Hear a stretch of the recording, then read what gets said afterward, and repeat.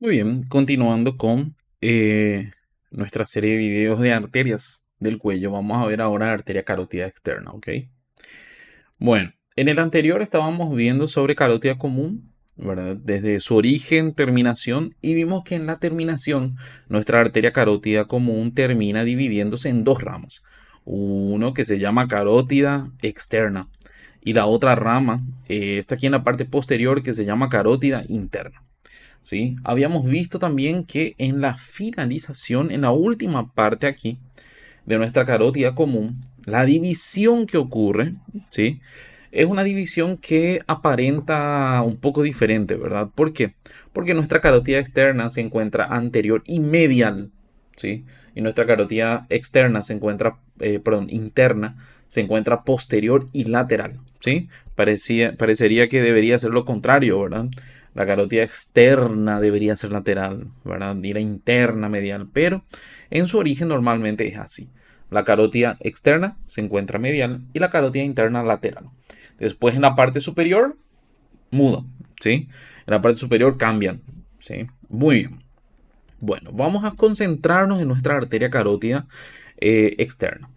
La carótida externa entonces nace a nivel del borde superior, ¿sí? Borde superior del cartílago tiroides, o podemos decir también a nivel de la vértebra cervical número 4, ¿sí?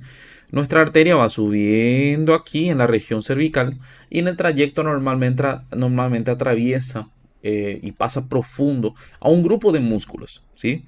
Primeramente pasa profundo a este músculo que estamos viendo aquí, que es el vientre posterior del músculo digástrico, ¿sí? Vientre posterior del músculo digástrico. Y después atraviesa un grupo de músculos que encontramos que se insertan aquí en la apófisis estiloides.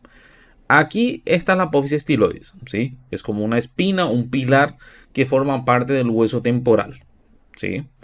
Ahí en ese lugar se insertan tres músculos y se insertan dos ligamentos.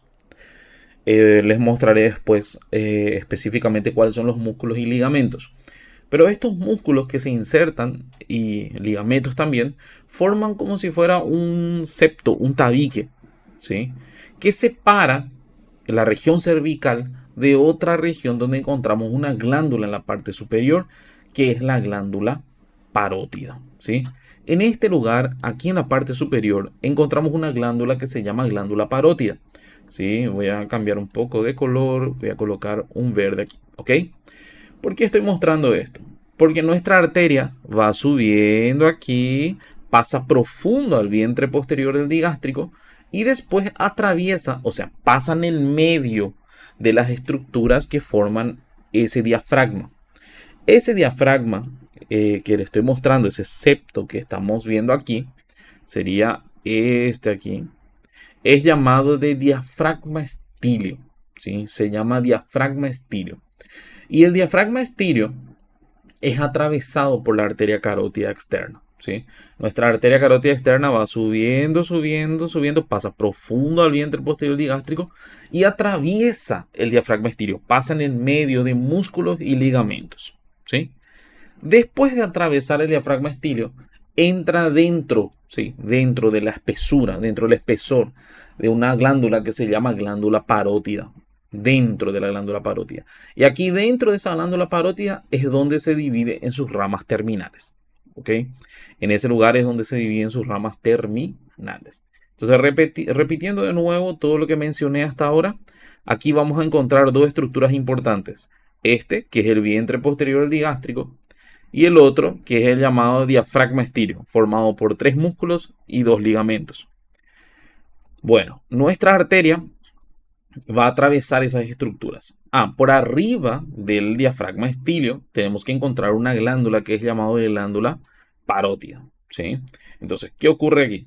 Nuestra arteria va subiendo aquí, pasa profundo al vientre posterior digástrico, atraviesa el diafragma estíleo y entra dentro de la espesura, dentro del espesor de la glándula parótida. Y aquí en este lugar se divide en dos ramas terminales, ¿sí? En dos ramas terminales. Ese es el trayecto que realiza nuestra arteria carótida externa, ¿sí? Aquí mostrando de nuevo, ¿sí? Si vamos a dibujar Nuestro diafragma estilio estaría más o menos por aquí. El vientre posterior del digástrico por aquí, ¿sí? Y nuestra arteria va atravesando esas estructuras hasta entrar dentro de una glándula que se llama glándula parótida, ¿sí? Aquí estaría la glándula parótida.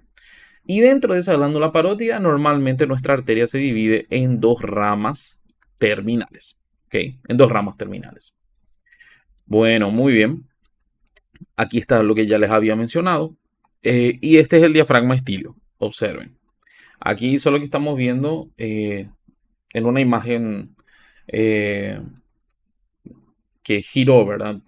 El otro que estamos viendo una imagen izquierda, este estamos viendo una imagen derecha. Bueno, aquí por ejemplo estamos viendo los tres músculos. Este músculo que están observando aquí es el músculo estilo-ioido, porque se inserta en el hueso ioides. Este otro músculo aquí que vemos es llamado de músculo estilogloso, porque se inserta en la lengua. Y este otro músculo aquí es llamado de músculo estilofaringeo, que habíamos estudiado con faringe, ¿sí? Aquí deberíamos de encontrar tres ligamentos también. Se llama ligamento estiloioido y un ligamento que se llama ligamento estilomandibular. Aquí están los componentes de ese diafragma estilo, ¿sí? Estiloioido, estilogloso, estilofaringeo son los tres músculos y los dos ligamentos estiloioido, estilomandibular. Bueno, volviendo aquí a nuestra imagen. Nuestra arteria carótida externa va subiendo y estamos observando que pasa profundo en este músculo. Este es el vientre posterior del digástrico. Después pasan en medio del diafragma estilio y aquí entra dentro de una glándula que se llama glándula parótida. Y dentro de esa glándula parótida, aquí se dividen en ramas terminales. Esta rama que va para arriba y esta rama que va para adentro, ¿sí? Muy bien. Normalmente esa división es una bifurcación, como están observando la imagen. Vamos a ver cuáles son las dos ramas terminales de nuestra arteria carótida externa. ¿Sí? Vamos a buscar una imagen mejor para poder observar eso.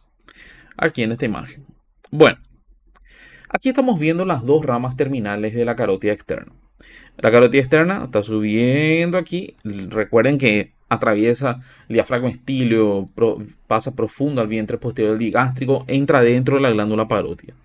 Aquí dentro de la glándula parótida se divide en dos ramas.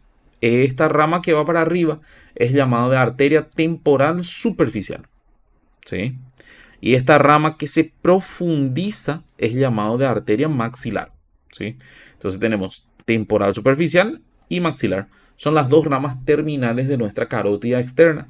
Y esas ramas terminales de la carótida externa nacen dentro de la glándula parótida, ¿ok? Dentro de la glándula parótida. Temporal superficial y maxilar son las dos ramas terminales de la carótida externa, ¿sí? Aquí estamos viendo cómo atraviesa normalmente en medio de los músculos y también ligamentos, ¿sí? Para ser específico, atraviesa en medio del músculo estiloioide y el ligamento estiloioide. Muy bien, aquí.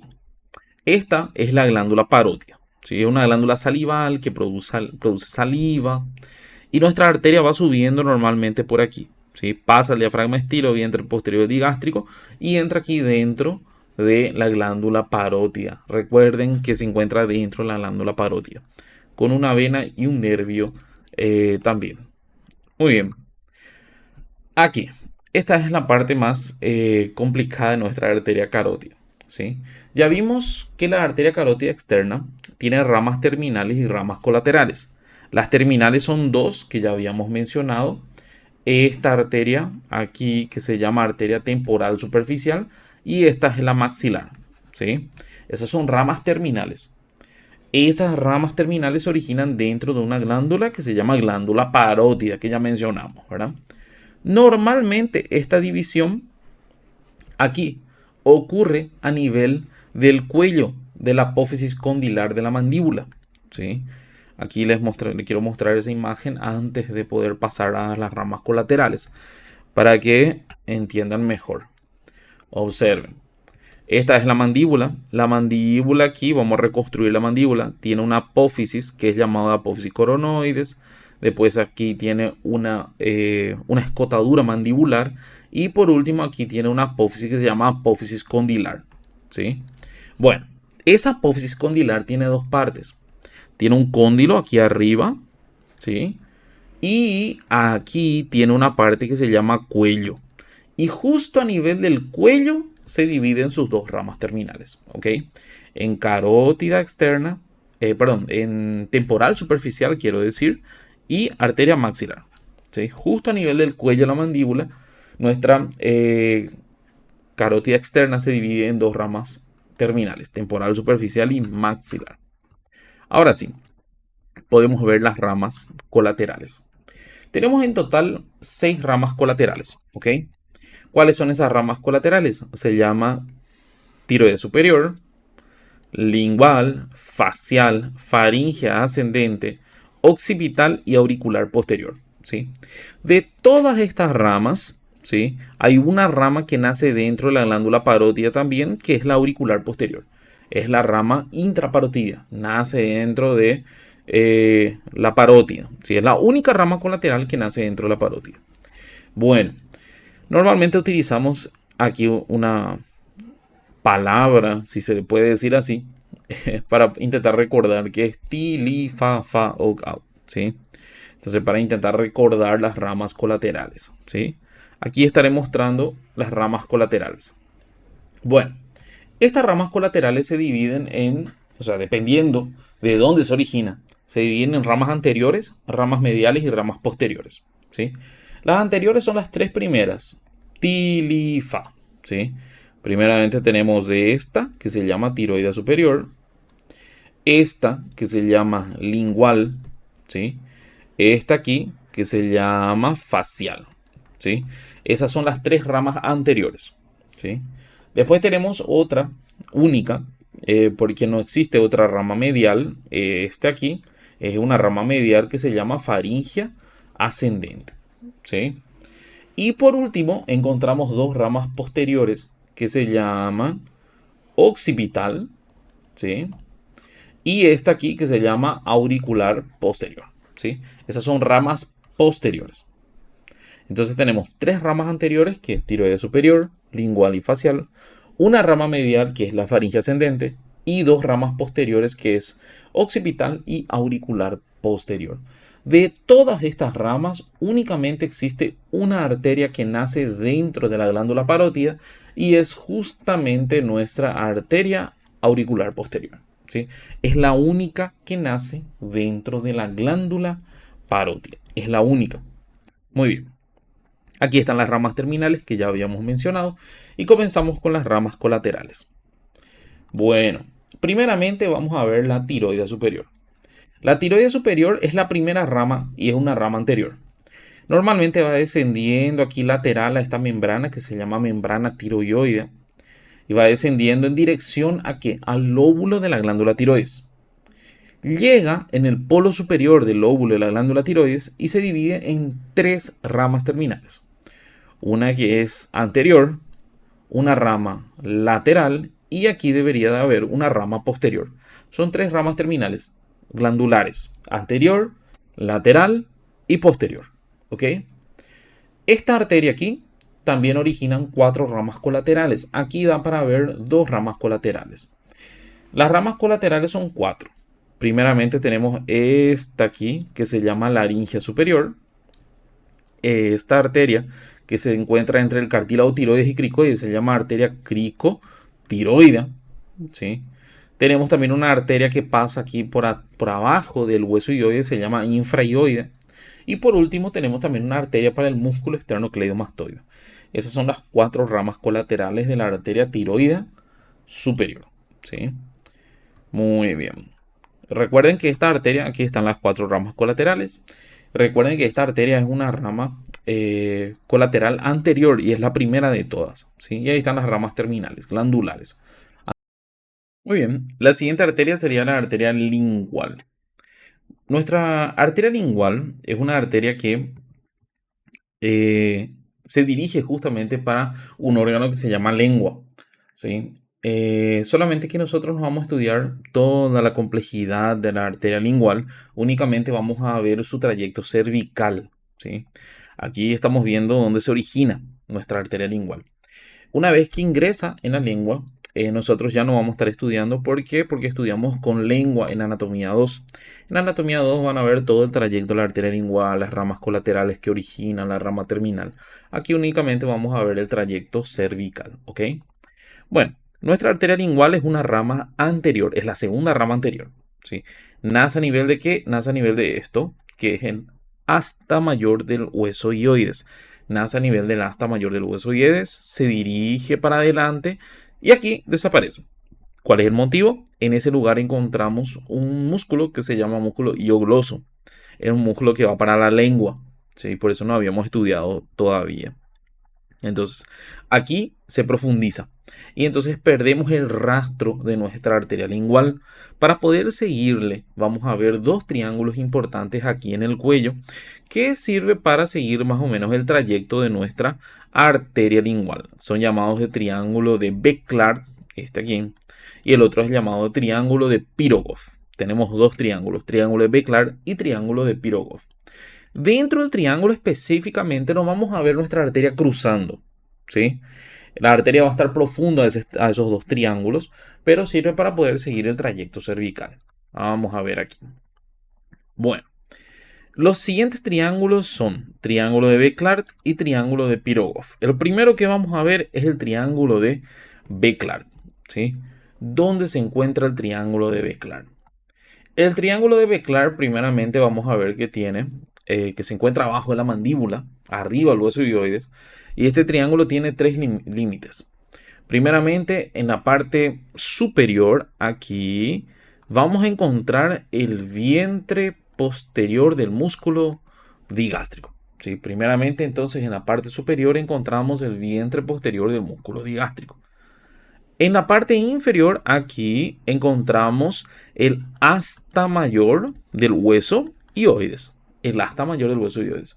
Y en la parte posterior vamos a encontrar aquí el borde posterior del músculo hiogloso. ¿Sí? Borde posterior del músculo hiogloso.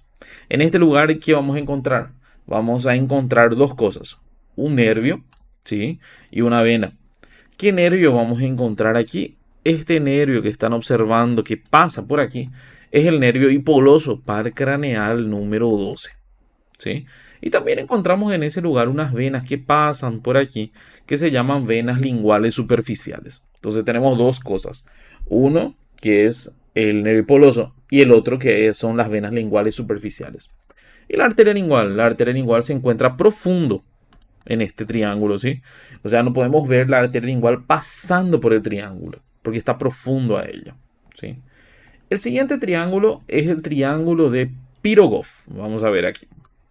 Este triángulo se llama triángulo de Pirogov, ¿sí? El triángulo de Pirogov tiene también tres límites. El límite superior aquí sería el nervio hipogloso, ¿sí? Nervio hipogloso.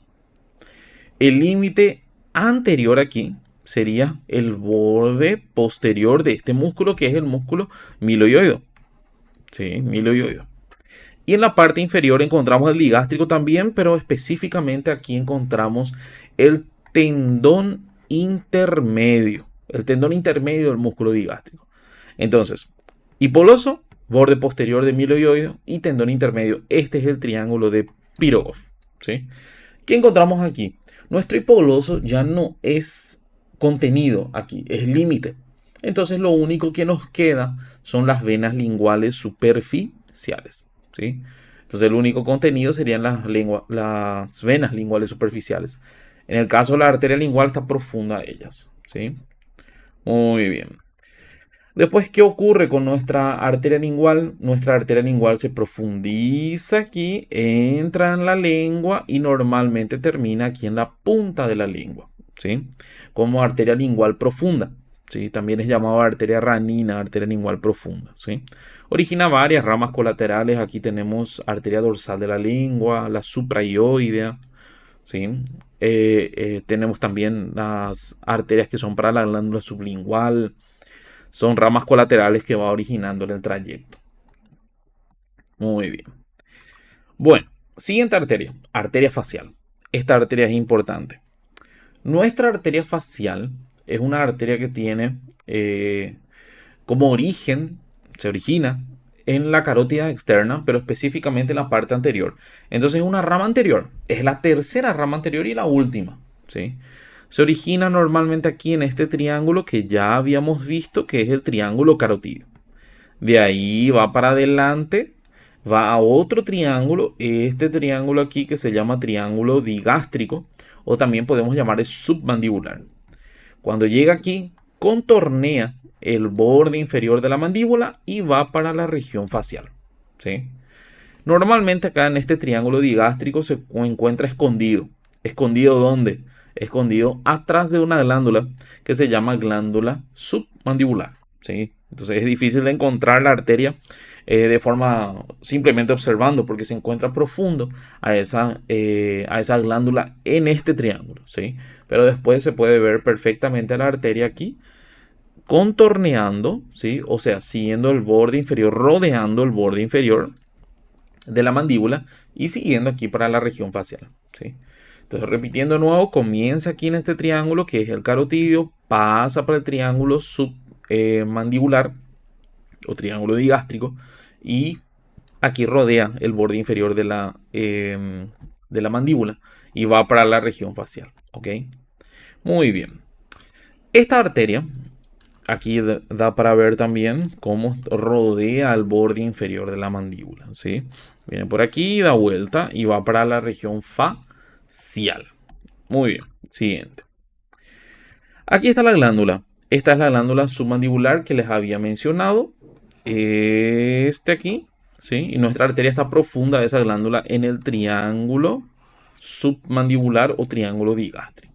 Y aquí estamos viendo ya cómo rodea el borde inferior de la mandíbula y se direcciona, se dirige para la región facial, ¿sí? ¿Qué ocurre aquí en la región facial? Vamos a ver. Nuestra arteria va subiendo aquí de forma oblicua, serpenteante, parece una serpiente, serpenteante, y llega hasta el ángulo interno del ojo. Cuando llega aquí en el ángulo interno del ojo, cambia de nombre. Ya no se llama arteria facial, es llamado de arteria angular, ¿sí?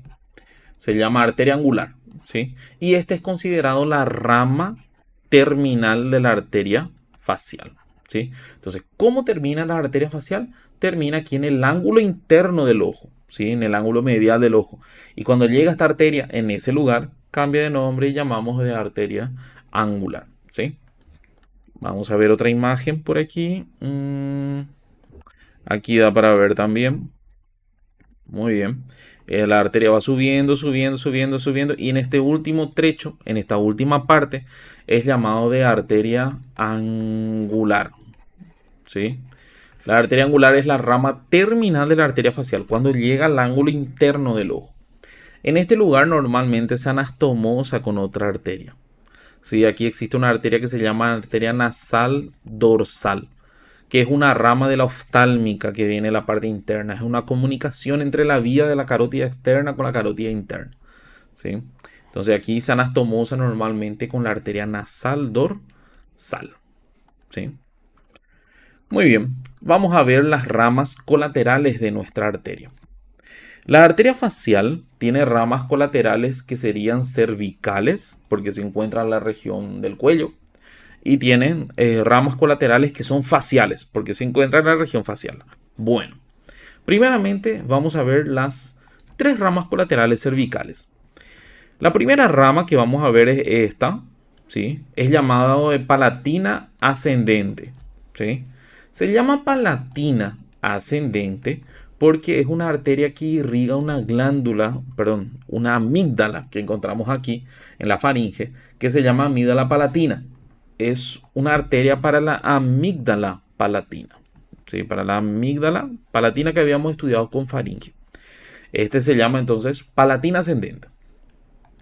Bueno, aquí en la parte inferior tenemos que tener una glándula que ya les dije que se llama glándula, ¿sí? Se llama glándula submandibular. Submandibular, ¿sí? Glándula submandibular. Bueno, esa glándula submandibular es una glándula salival, produce saliva. Y nuestra arteria facial origina también una rama para esa glándula submandibular. ¿Cómo se llama la arteria? Rama para la glándula submandibular. Rama para la glándula submandibular. ¿sí? Y por último, tenemos aquí una arteria que se llama rama submentoniana o arteria submentoniana, ¿sí? La submentoniana va para la región del mentón, en esta región, ¿sí? Y se anastomosa con otra arteria que es la alveolar inferior, ¿sí?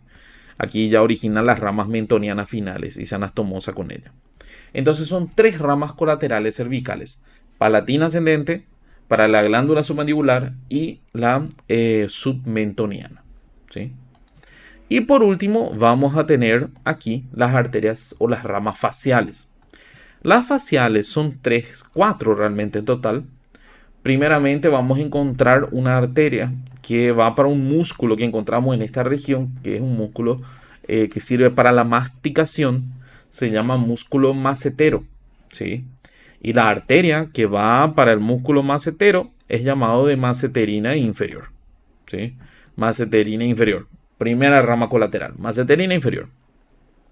Siguiente rama colateral. Aquí tenemos una arteria que va para la región labial, para los labios. Se llama arteria labial, perdón, no sé por qué hice una S ahí. Se llama labial inferior, ¿sí? Esta arteria labial inferior nace a nivel de la comisura labial, o sea, el ángulo de la boca aquí, a nivel de la comisura labial. Por arriba de esa comisura labial, si tenemos una labial inferior, vamos a tener una labial superior, ¿sí? Una labial superior. Y por último, aquí en esta región vamos a tener una arteria que va para la región lateral aquí de la nariz. Esta región lateral es llamado ala de la nariz, esta parte de la nariz, y va para esa región. Se llama nasal lateral, ¿sí? Entonces, estas son las ramas colaterales faciales. Maceterina inferior, las labiales, superior e inferior. La inferior nace a nivel del ángulo de la boca o comisura labial. La superior por arriba. Esas arterias normalmente tenemos dos en el lado derecho e izquierdo y se anastomosan, ¿sí? Y en la parte superior tenemos la nasal lateral que irriga esta región lateral de la nariz, ¿sí? Esas son las ramas colaterales de la arteria facial. Bueno, siguiendo aquí vamos a ver la arteria faringe ascendente. Esta es una arteria que ya habíamos visto con faringe. Se llama faringe ascendente. Y lo único que tenemos que recordar es que es una rama colateral de la carótida externa y es la única rama medial, ¿sí? Es la única rama medial. Y se dirige aquí para la faringe, ¿sí? Va subiendo y va para las paredes de la faringe, ¿sí? Entonces, lo que tenemos que recordar ahora es que la faringe ascendente es una rama medial, ¿sí? Las otras ramas colaterales, todos vamos a estar estudiando con cráneo, ¿sí? Arteria occipital. La arteria occipital es una rama posterior. Terminaron las ramas anteriores, mediales, ahora vamos a ver la posterior. Esta es la arteria occipital, ¿sí? La arteria occipital nace justo a nivel del ángulo de la mandíbula. ¿Están viendo aquí?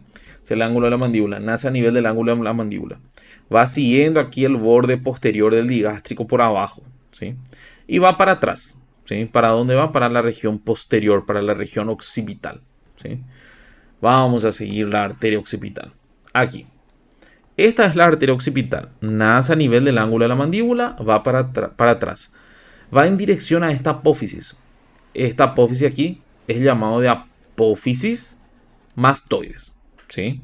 Va en dirección a la apófisis mastoides, ¿sí? Aquí va en dirección a la apófisis mastoides. Cuando llegan a esa apófisis, ¿qué ocurre? Se coloca aquí medialmente. Entonces va pasando medial a la apófisis mastoides. Y después se dirige aquí para la región occipital, que sería la región posterior del cráneo, en esa región, en la región occipital. Y aquí en esa región occipital se divide en dos ramas terminales. En las ramas laterales, o sea, rama lateral, y en la otra rama que se llama rama medial, que son las últimas ramas, serían las ramas terminales de nuestra arteria occipital, ¿sí? ¿Para qué sirve esta arteria occipital? Para irrigar el cuero cabelludo de esa región, ¿sí? De la región occipital. Entonces irriga el cuero cabelludo de la región occipital, ¿sí?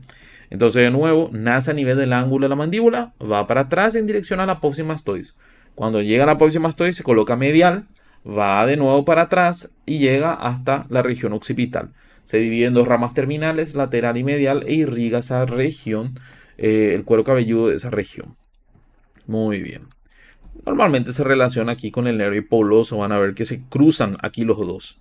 Este, por ejemplo, es el hipoglóso, ¿sí? Y aquí se cruza con el hipogloso, ¿sí? Tiene una relación importante ahí con el nervio hipogloso. Muy bien. Y por último, vamos a ver la arteria auricular posterior. La auricular posterior, esta aquí, es una arteria que nace dentro de una glándula. ¿Qué glándula? En este lugar encontrábamos una glándula que se llama glándula parótida. ¿Sí? Y en este lugar, ¿qué ocurre? Nuestra carótida externa entra dentro de esa glándula parótida y origina dos ramas terminales. Esta que es la temporal superficial y esta que es la maxilar. Ya habíamos visto eso. Todo eso ocurre a nivel del cuello de la apófisis condilar. Ya vimos eso. Ahora, en este lugar se origina una rama colateral, la última colateral, que se llama auricular posterior. ¿Sí? Esa auricular posterior entonces nace dentro de la glándula parótida. ¿Sí? Solo que por arriba del músculo digástrico, como están observando aquí. ¿Sí? El occipital es por abajo y el auricular posterior es por arriba. Muy bien.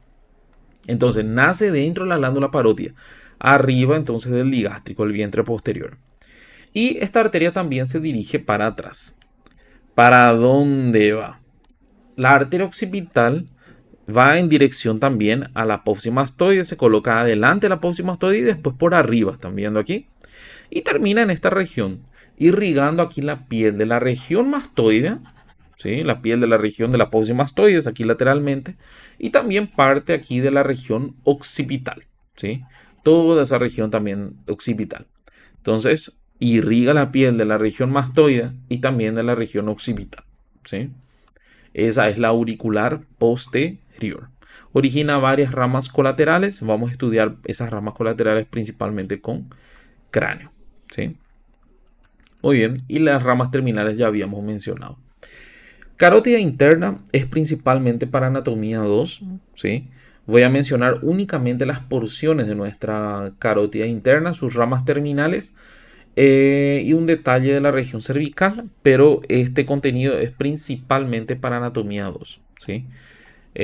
No estaremos desarrollando completamente. Muy bien. Nuestra carótida interna nace a nivel de la vértebra cervical número 4. Borde superior del cartílago tiroides, ya vimos todo eso. Esta arteria va subiendo aquí, ¿sí? Esta región, esta parte, esta primera porción que sube en el cuello es llamado de porción cervical, ¿sí? Después, ¿qué ocurre? Nuestra arteria atraviesa aquí la base del cráneo, específicamente la porción petrosa del hueso temporal, por eso es llamado de porción petrosa, ¿sí? Cervical, petrosa. Después, ¿qué ocurre? La arteria entra dentro de un seno. Los senos son estructuras formadas por meninges, ¿sí? Y tienen sangre venosa en la parte interna. Estarán viendo en neuroanatomía principalmente eso. Entonces entra, es como si fuera que una arteria entra dentro de una vena. Resumiendo de forma simple, la arteria entra dentro de una vena prácticamente, que se llama seno petroso, ¿ok? Voy a colocar de otro color aquí. Ahí, ¿sí? Entonces nuestra arteria entra dentro de ese seno. Ese seno es llamado de seno cavernoso, ¿sí? Cavernoso, se llama seno cavernoso, ¿sí? Entonces entra dentro del seno cavernoso, dentro de la vena. Entonces por eso esta porción es llamado de porción cavernosa. Sí, voy a colocar así, K. Porción cavernosa. Entonces tenemos primeramente cervical, petrosa que atraviesa la base del cráneo, cavernosa que atraviesa el seno cavernoso y por último aquí en la base del cerebro se dividen las ramas terminales. Son 4 ramas terminales. Esta última parte se relaciona con el cerebro, por eso es llamado de porción cerebral. Y aquí origina ramas terminales. 4 ramas terminales. Entonces, para que quede claro las porciones, cervical se encuentra en la región cervical, petrosa porque atraviesa la porción petrosa del hueso temporal, que es atraviesa la base del cráneo. Porción cavernosa porque entra dentro de un seno, se llama seno cavernoso, ¿sí? Es una vena prácticamente y atraviesa en el medio, ¿sí? Y por último, la porción cerebral que se encuentra en relación a la base del cerebro, prácticamente en la parte inferior.